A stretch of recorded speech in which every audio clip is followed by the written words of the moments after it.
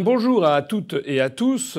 Aujourd'hui, j'ai le plaisir de recevoir sur UPR TV notre délégué territorial en Nouvelle-Calédonie, Charlie Winter, qui est délégué déjà depuis plus d'un an, je crois, qui a 42 ans, qui vit en Calédonie depuis 4 ans. Lorsque j'étais allé moi-même en Nouvelle-Calédonie, il y a c'était en 2018, je l'avais rencontré, lui et son épouse. Nous sommes en ce moment en duplex. Il y a 9 heures de décalage horaire. Donc il y aura peut-être des légers problèmes techniques. J'espère que non. Mais je vous préviens d'emblée. Bonjour Charlie Winter. Bonjour François, bonjour à tous.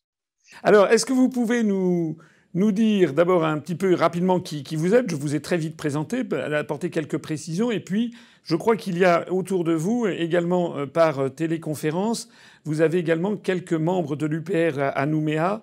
Donc, si vous pouvez nous les présenter brièvement. Alors, avec moi, membre du bureau, ma compagne que je vous présente, donc c'est Xavier Chambon.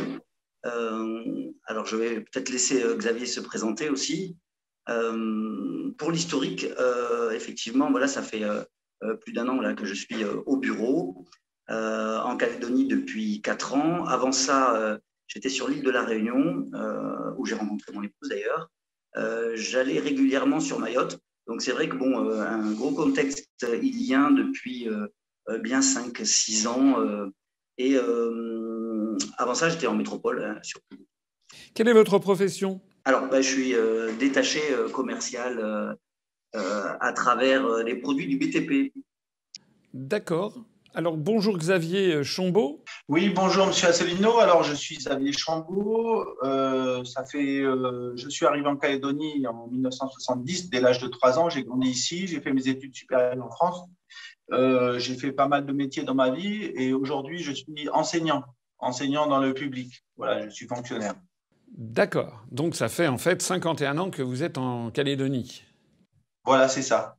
Est-ce que vous avez le droit de vote lors du référendum sur l'autodétermination? Alors j'ai cet immense privilège, oui.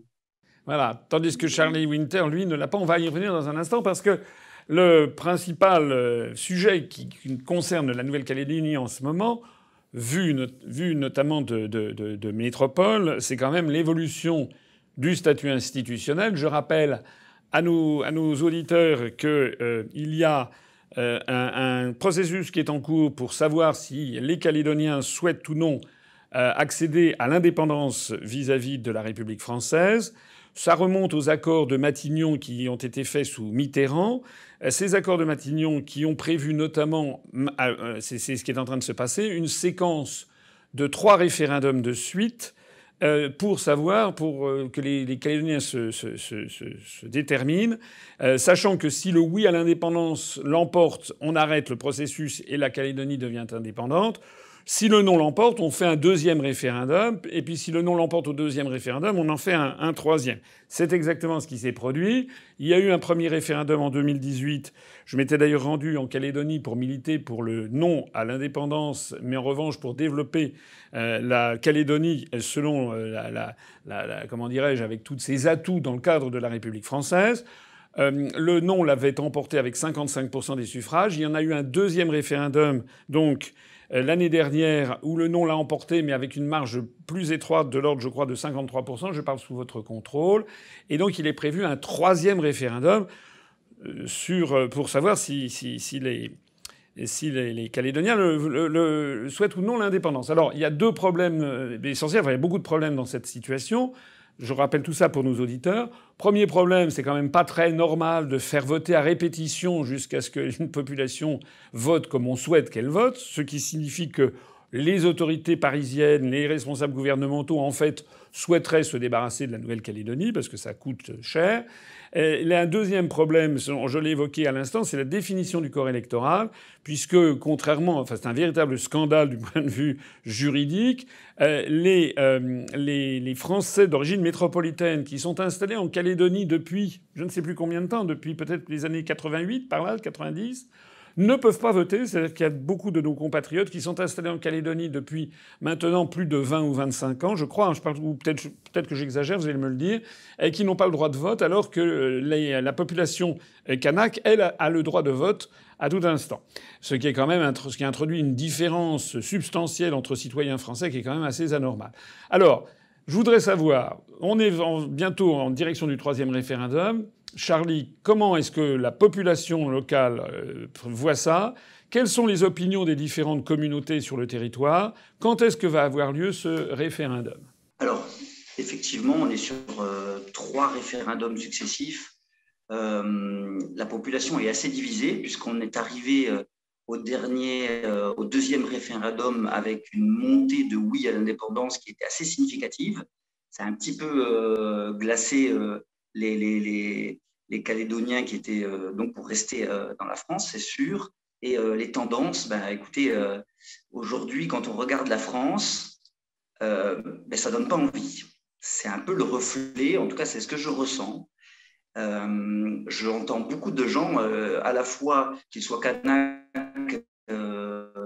d'origine de tribus, ou même des caldoches, ici, comme on dirait, des Calédoniens qui sont depuis toujours. Voilà, ils aimeraient bien accéder à une certaine autonomie. Maintenant. Oui, je vous interromps. Les caldoches sont des Français d'origine métropolitaine qui se sont installés à partir du 19e siècle, notamment dans le cadre de la déportation des criminels ou après la Commune. Puis il y a eu des colons, ce qu'on appelait les colons feuillets, qui se sont installés, donc, disons, entre la prise de possession de la Calédonie en 1853 et puis la première moitié du XXe siècle. Donc on les appelle les caldoches parce qu'ils sont souvent les enfants, petits-enfants, arrière-petits-enfants, arrière-arrière-petits-enfants de métropolitains et qui sont en fait leur pays, c'est la Calédonie. Il faut donc distinguer. Encore une fois, vous le savez parfaitement. Hein, j'ai dit ça pour simplement nos auditeurs. Il faut distinguer les caldoches des Français d'origine métropolitaine qui se sont installés, comme par exemple Xavier tout à l'heure, depuis 50 ans, comme vous depuis 4 ans, c'est-à-dire qui sont installés depuis beaucoup moins longtemps sur le territoire et qui, eux, sont considérés. On les appelle comment d'ailleurs? Les oreilles un peu ou...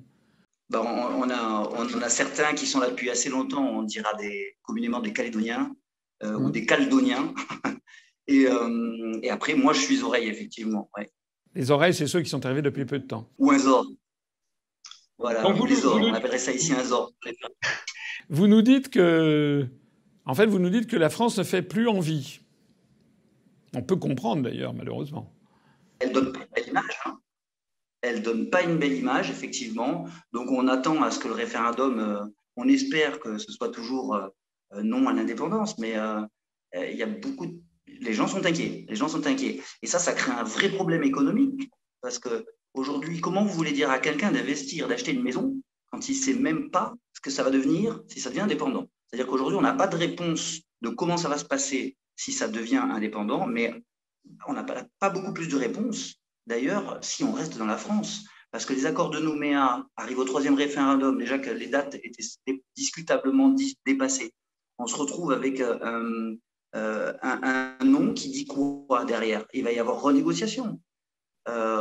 Aujourd'hui, on n'a pas non plus de président, donc on en reviendra. J'imagine que vous alliez me poser la question. Mais du coup, c'est pareil, ça glace l'économie. Et là, c'est une catastrophe. C'est une catastrophe dans le bâtiment, c'est une catastrophe pour tout, hein, le logement aussi, ne serait-ce que la location.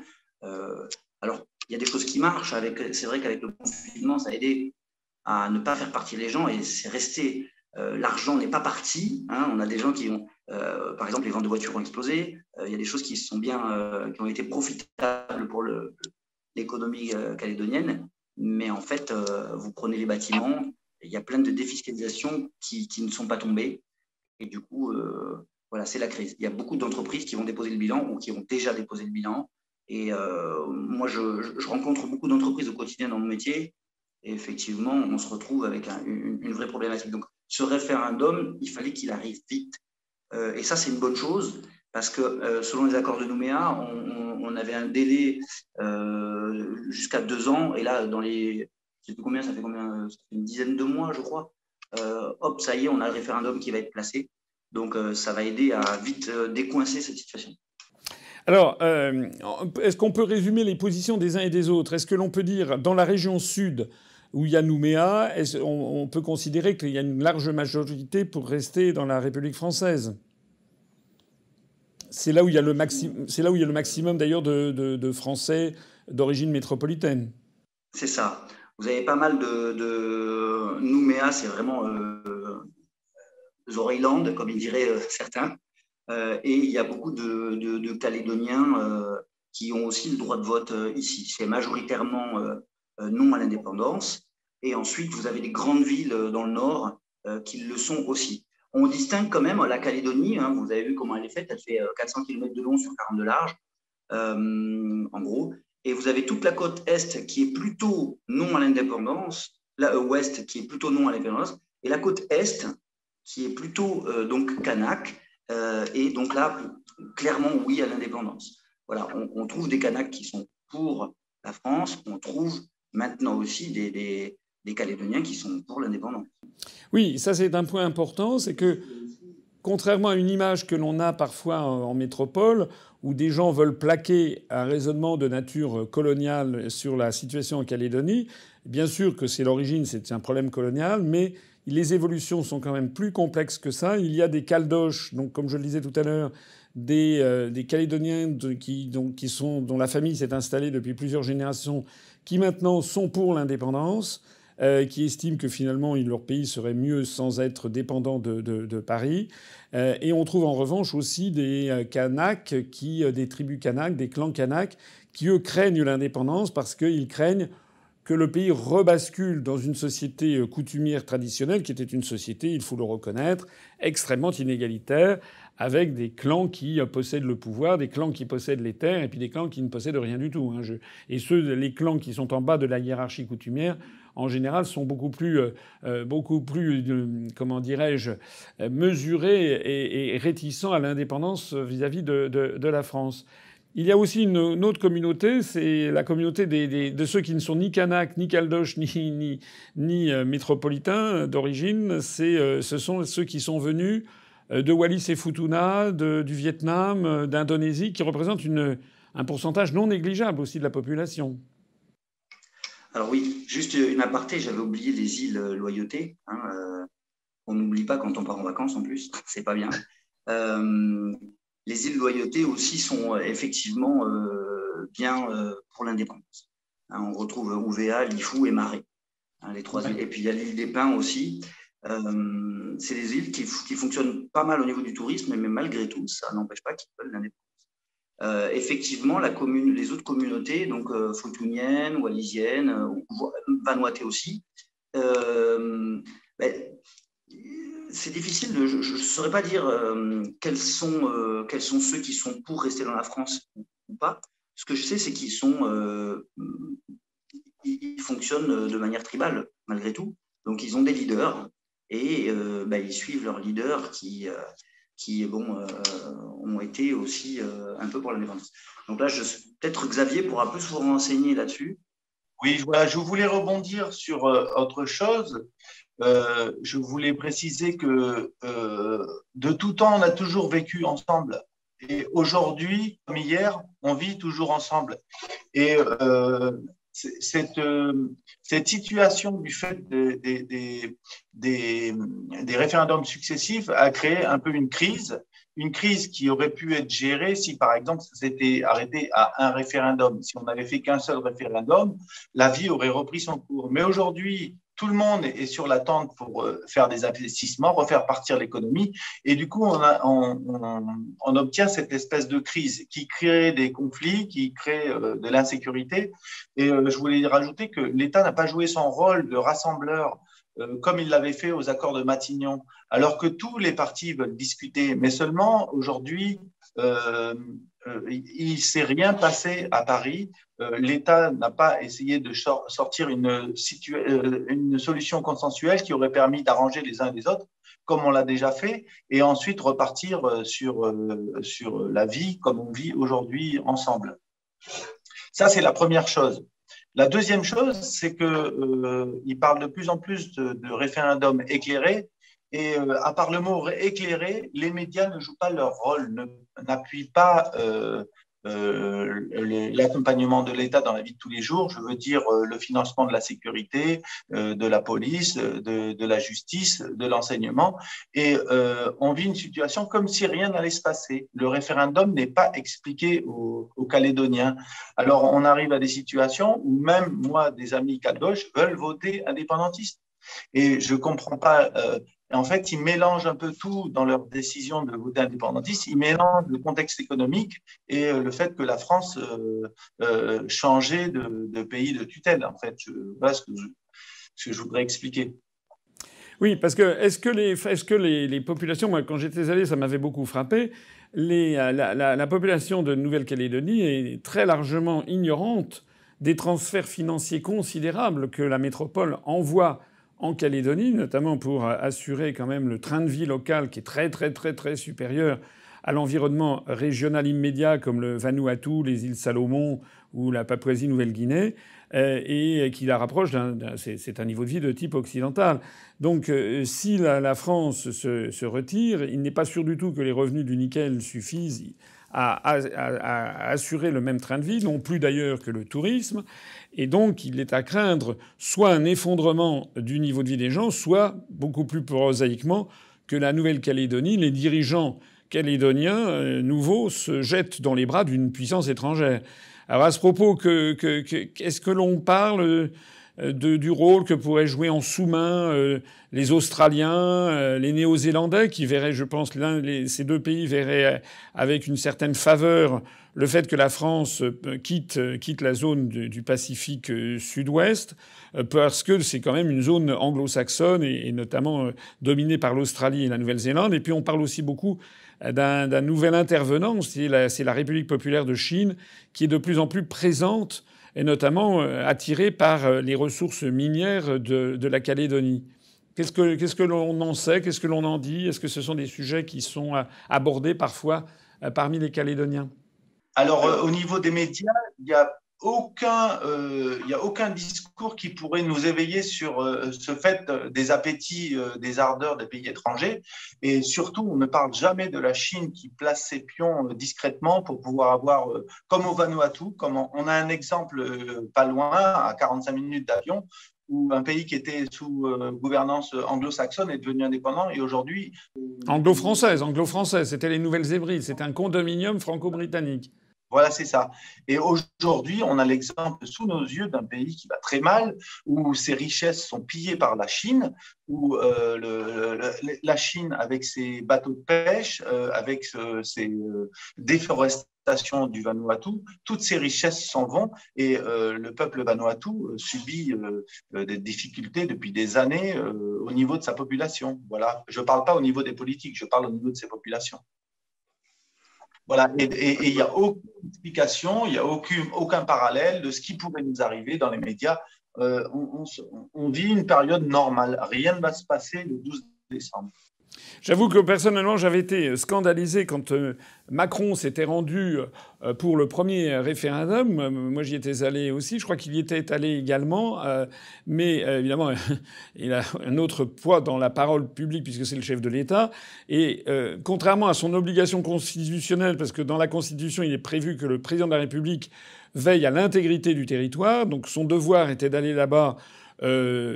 Qu'il fasse un référendum, d'accord, puisque c'était conforme aux accords de Matignon, mais son devoir aurait été normalement, me semble-t-il, d'appeler la population à bien réfléchir et à comprendre tout ce qu'elle risquait de perdre si elle s'en allait de France. Elle perdait à la fois les subventions considérables venues de France métropolitaine. Elle perdait aussi la sécurité, la protection internationale, puisque nous avons la Marine nationale qui est quand même présente et qui assure la surveillance de la zone économique exclusive. Elle perdait quand même un régime de liberté républicaine, et que tout ceci aurait dû être mis en valeur par Macron. Or, il n'en a rien été. Il s'est lavé les mains tel Ponce Pilate en disant qu'il respecterait la décision, comme si la décision des populations en Calédonie était parfaitement éclairée. Et vous venez de nous dire, votre témoignage est précieux, vous venez de nous dire qu'en fait, les Français qui vivent sur place, c'est un peu comme les Français en métropole quand ils votent sur des très grands sujets, ils y vont à l'aveuglette parce que personne n'a souhaité aller au fond des choses et leur expliquer exactement quelles seraient les conséquences de leur vote. On a vu ça absolument partout.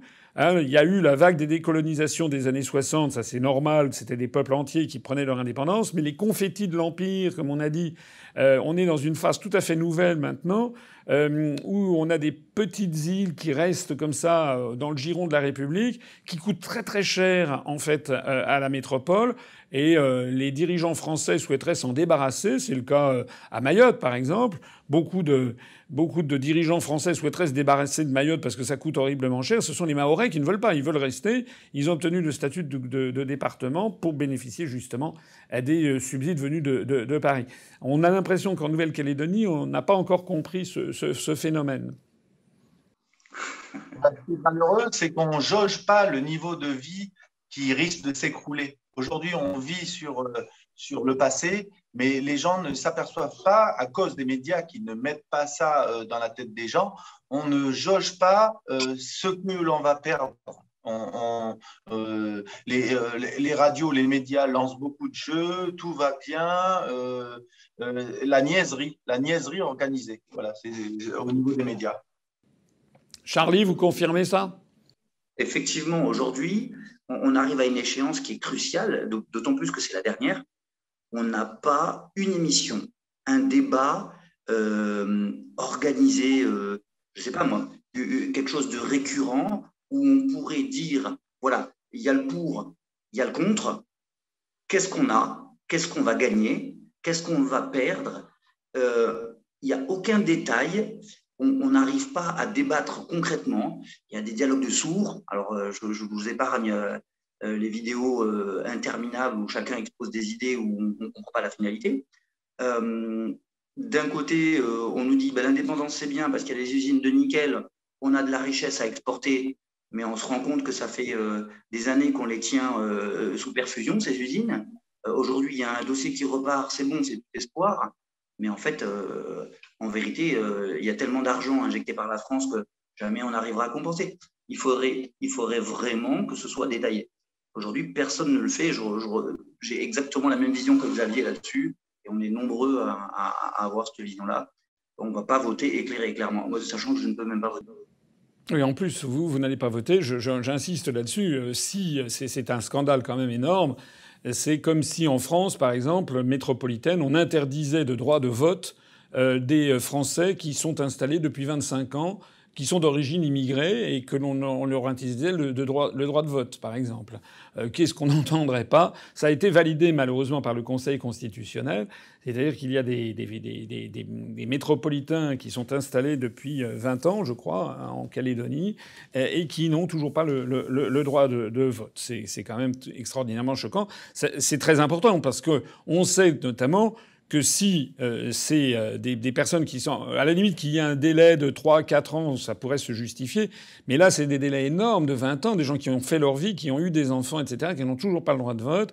On sait que si ces personnes pouvaient voter, le non à l'indépendance l'emporterait très largement. Ça veut donc dire qu'on voit bien que la philosophie générale de l'action des pouvoirs publics métropolitains, c'est quand même de donner son indépendance à la Nouvelle-Calédonie, quitte à ce que la Nouvelle-Calédonie s'effondre économiquement et se jette dans les bras de l'Australie, de la Nouvelle-Zélande ou de la Chine, et que la France perde un atout géostratégique absolument fondamental dans le Pacifique Sud-Ouest. De ce point de vue-là, l'action de Macron et de son gouvernement sont en dessous de tout. C'est un scandale supplémentaire et une espèce de traîtrise par rapport aux intérêts supérieurs de la République française. Parce qu'aucun pays au monde ayant cet atout ne le braderait de cette façon. Vous parliez de l'usine, justement, du nickel. Il y a eu des gros problèmes avec une usine de nickel récemment. Est-ce que vous pouvez nous rappeler très vite et en gros ce dont il s'agit et comment ça s'est réglé ou pas réglé ? Alors effectivement, nous avons 3 usines de nickel en Calédonie. Une qui est dans le nord, une qui est l'usine d'origine, la première, ils appellent ça ici la vieille dame, c'est la SLN. Et ensuite, dans le sud, vous retrouverez l'ancienne usine Vallée, et qui est aujourd'hui, qui a été reprise. Et alors, c'est là qu'il y a eu les émeutes. Vous avez Trafigura, donc, qui a repris l'usine. Vallée a cédé à Trafigura. Donc ça, bien sûr, il y a beaucoup d'opacité sur comment ça s'est fait. Il y a il y a beaucoup de personnes qui étaient contre. Et pourquoi elles étaient contre?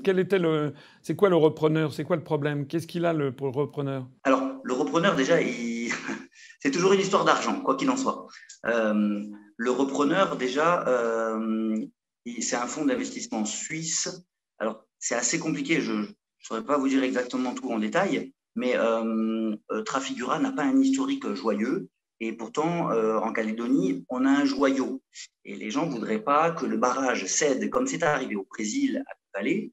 Et du coup, Trafigura, repreneur, sur une usine qui ne fonctionne pas et qui n'est pas bénéficiaire pour Vallée, annonce qu'ils vont relancer la production et forcément descendre au niveau des coûts, au niveau du nombre de salariés. Donc là, il y a eu beaucoup de personnes qui se sont révoltées. Et puis, quand vous avez je ne sais pas combien de personnes qui travaillent et que vous divisez par les effectifs par 2 sur un site qui est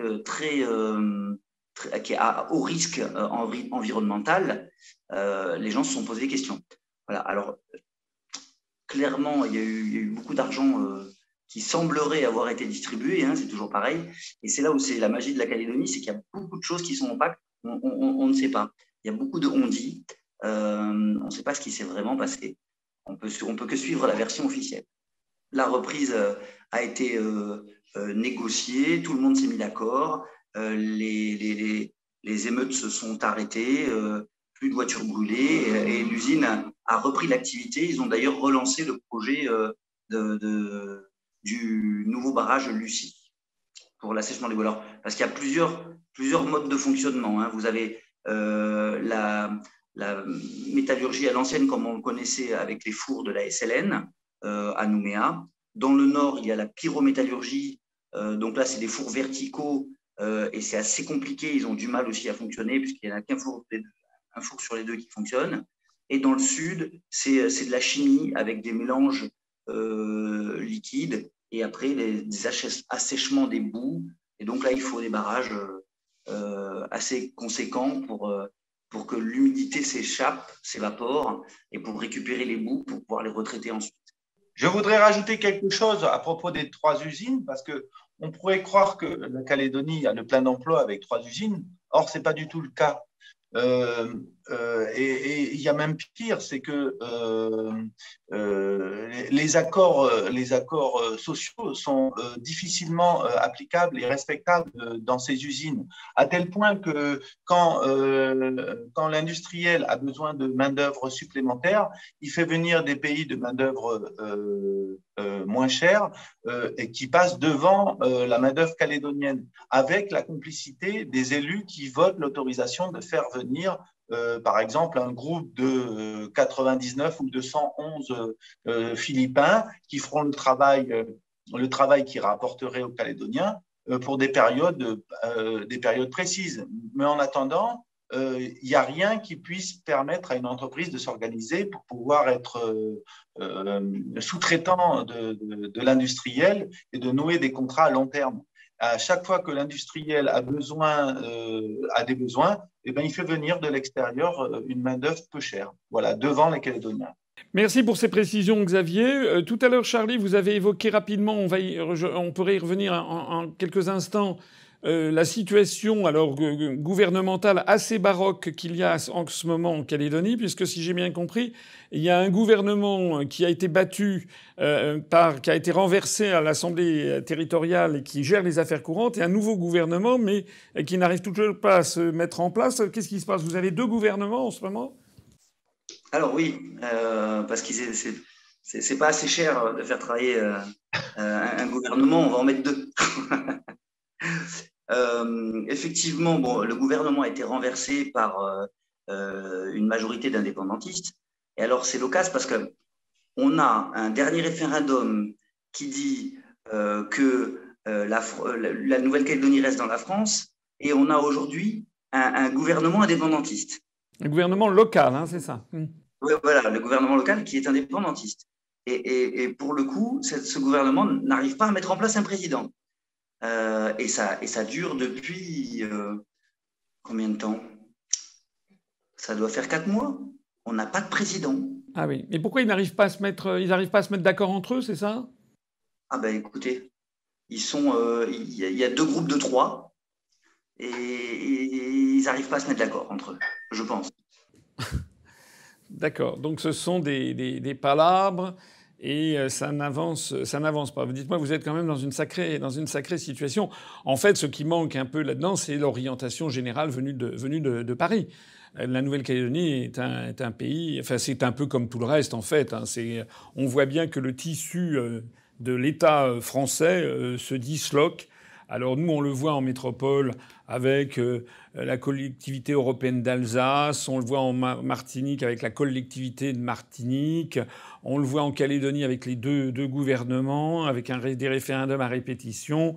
On le voit avec les élections qui ont eu lieu en France au premier tour des régionales avec un taux d'abstention absolument inimaginable de plus de 66% d'abstention, avec des élections qui ont été complètement saccagées. Ces élections devraient être annulées d'ailleurs purement et simplement, puisqu'il y a des dizaines de millions de Français qui n'ont pas reçu la propagande électorale.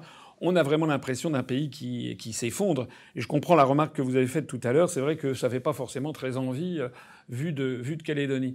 Avant de conclure ce tour d'horizon forcément un petit peu succinct, je voudrais quand même qu'on parle de la question de la Covid-19 parce que là pour le coup c'est quand même un succès en Calédonie. Est-ce que vous pouvez nous en toucher un mot? La Covid-19, là, effectivement, dès qu'il a été question de mort, les frontières ont été directement fermées.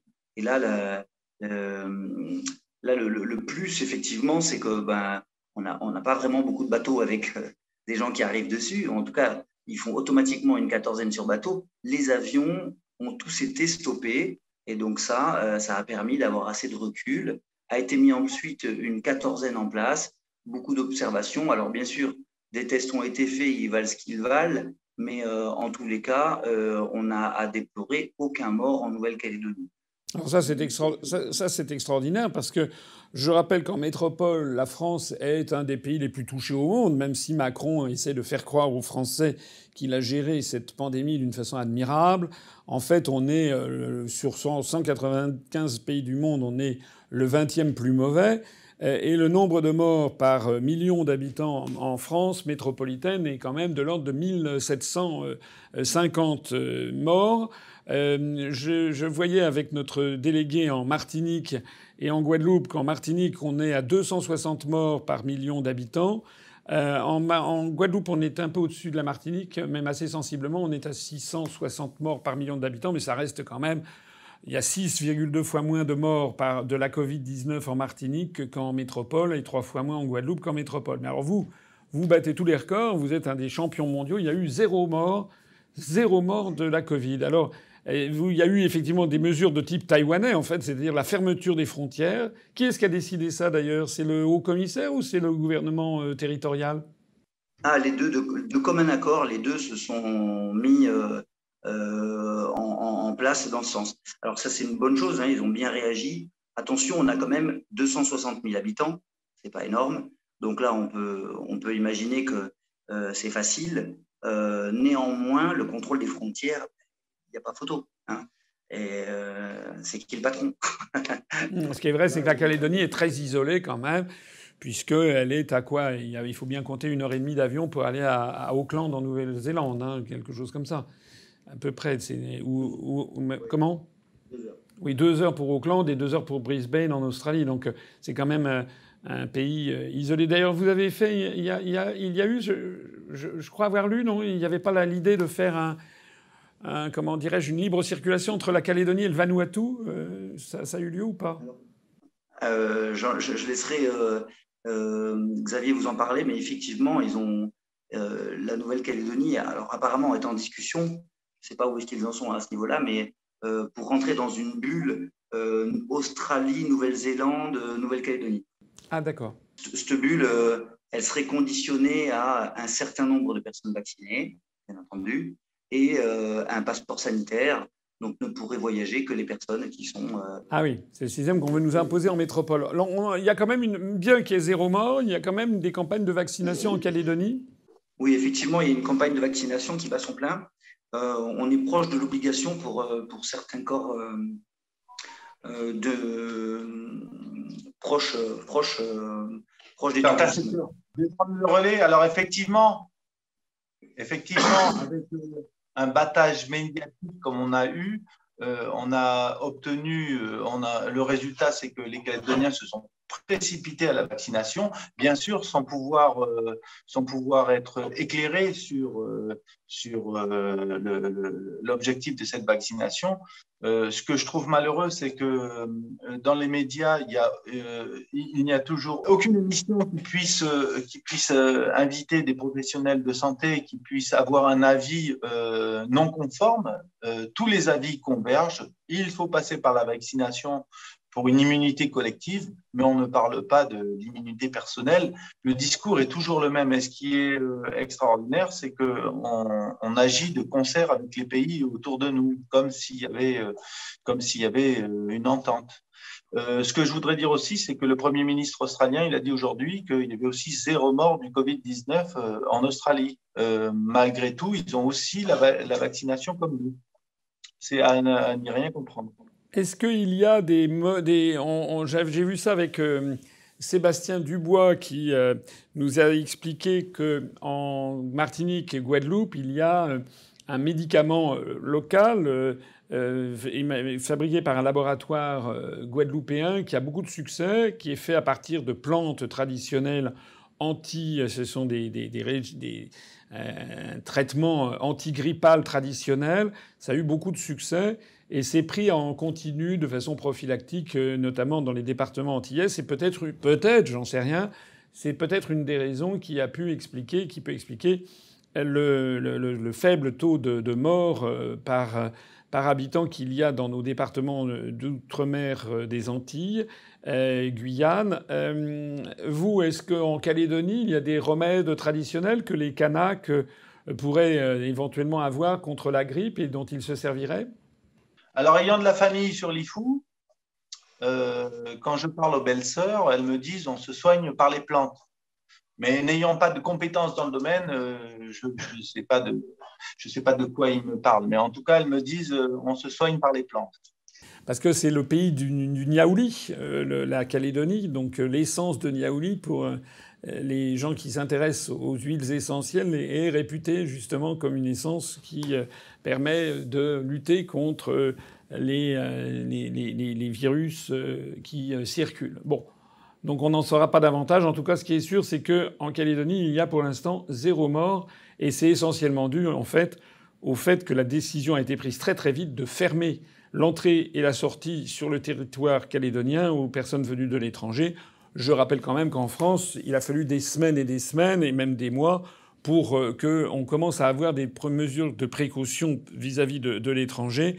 Je rappelle cette fameuse parole de Macron qui était le virus ne connaît pas de frontières, ce qui est une imbécilité notoire, puisque certes les virus ne connaissent pas les frontières, mais les porteurs, eux, en connaissent les frontières. Enfin bref. Alors, je souhaitais aussi parler des ONG qui investissent la Nouvelle-Calédonie. J'en ai une en tête, Marine Réserve XXL, qui présente de belles photos en disant il faut protéger la mer, c'est sûr. Alors tout le monde adhère à ce message-là. Par contre, jamais il s'attaque à l'industriel, jamais il s'attaque à la pollution de la part des industries. Mais par contre, cette ONG est bien investie dans les milieux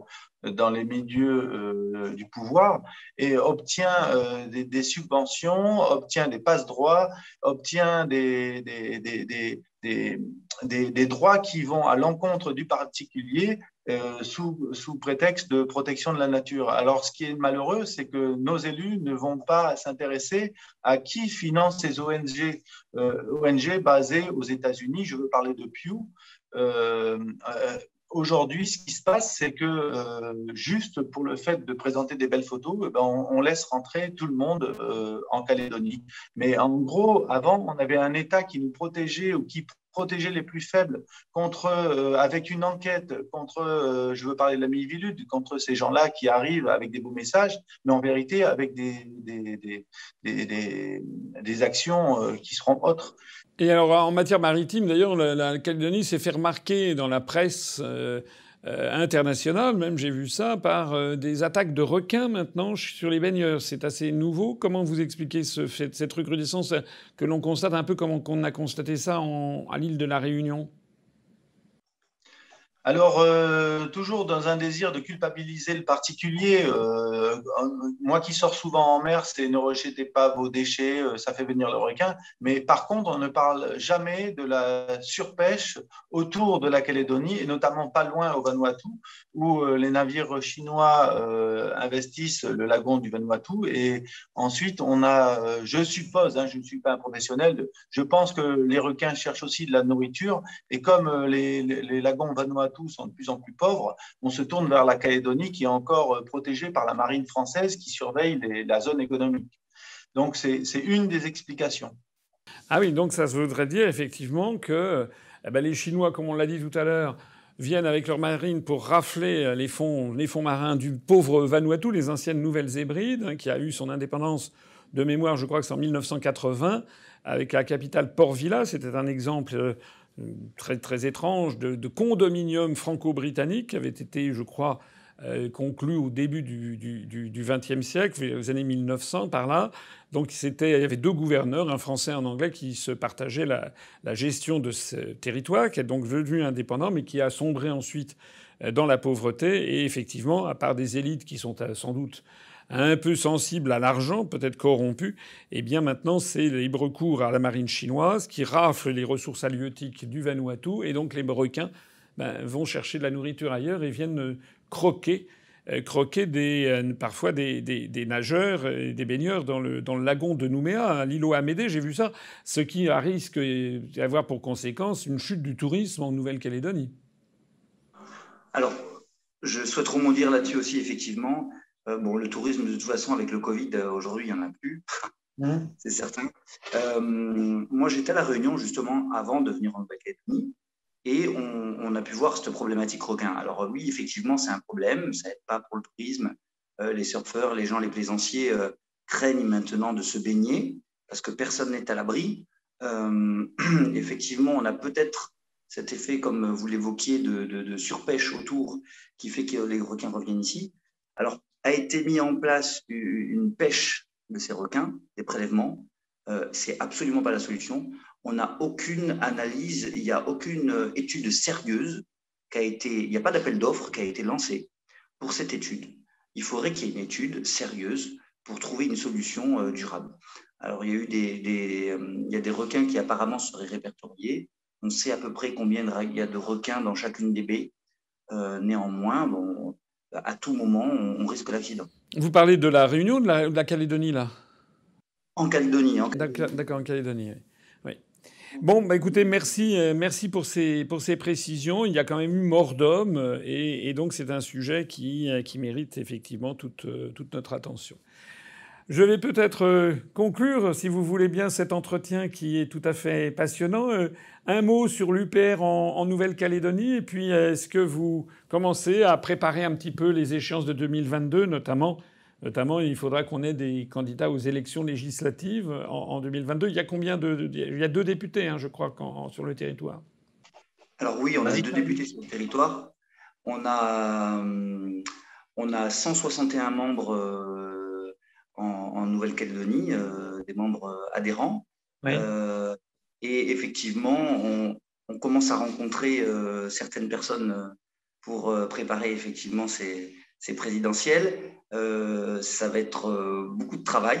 On va avoir besoin de beaucoup de soutien. Alors, on a un bureau qui est assez soudé, mais il va falloir qu'on mette les bouchées doubles.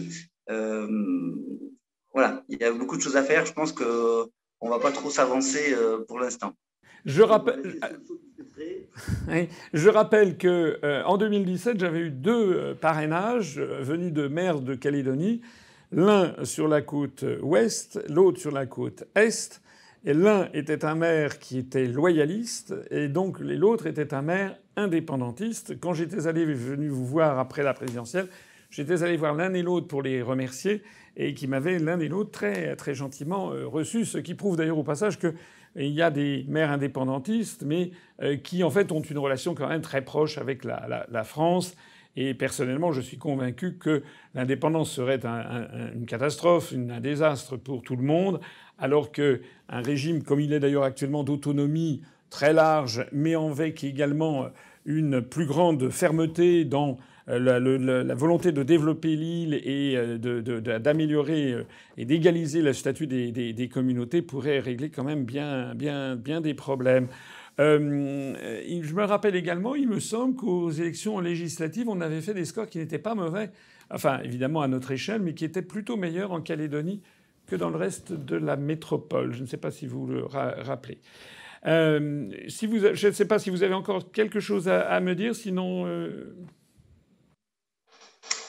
Alors, je vous souhaite un bon courage à vous en métropole. On vous suit de près. Merci beaucoup pour cet entretien. On arrive à la fin de l'entretien. Merci Charlie, merci Xavier, merci à tous les membres de l'UPR en Calédonie. Si vous habitez la Calédonie et que vous voyez cette émission, je vous suggère de vous renseigner sur l'UPR parce que malheureusement, nous ne pouvons nous développer quasiment que grâce à Internet puisque nous sommes à peu près blacklistés par des grands médias français. D'ailleurs, j'avais eu plus de possibilités de parler quand j'étais allé en Calédonie. J'avais été reçu d'ailleurs par toutes les radios et télévisions sur place, aussi bien des radios loyalistes comme Radio Rythme Bleu que des radios pro-indépendantistes. Moi, c'est un pays que j'aime beaucoup, la Calédonie. Il y a quand même un bonheur de vivre. Et en fait, il y a, si on le veut bien, une entente tout à fait possible entre les différentes communautés. J'avais quand même été très sensible au fait que j'avais finalement beaucoup plus la parole en Calédonie que c'est en métropole. Voilà. Alors, toutes celles et tous ceux qui regardent ça, si vous habitez en Calédonie, eh bien, si ça vous intéresse, allez sur notre site upr.fr, allez voir nos vidéos sur YouTube, et puis prenez contact par l'intermédiaire de notre site avec Charlie Winter, je répète, qui est notre délégué territorial pour la Calédonie, vous organisez régulièrement des réunions à Nouméa avec les adhérents et les sympathisants de l'UPR. Vous n'avez pas forcément besoin d'être adhérent pour venir à ces réunions. Et puis, bonne chance aussi à vous pour la préparation des échéances de 2022. Et puis surtout aussi, bonne chance, et je croise les doigts pour que le prochain référendum soit comme les deux premiers, c'est-à-dire maintienne la Calédonie dans la République française. Merci beaucoup.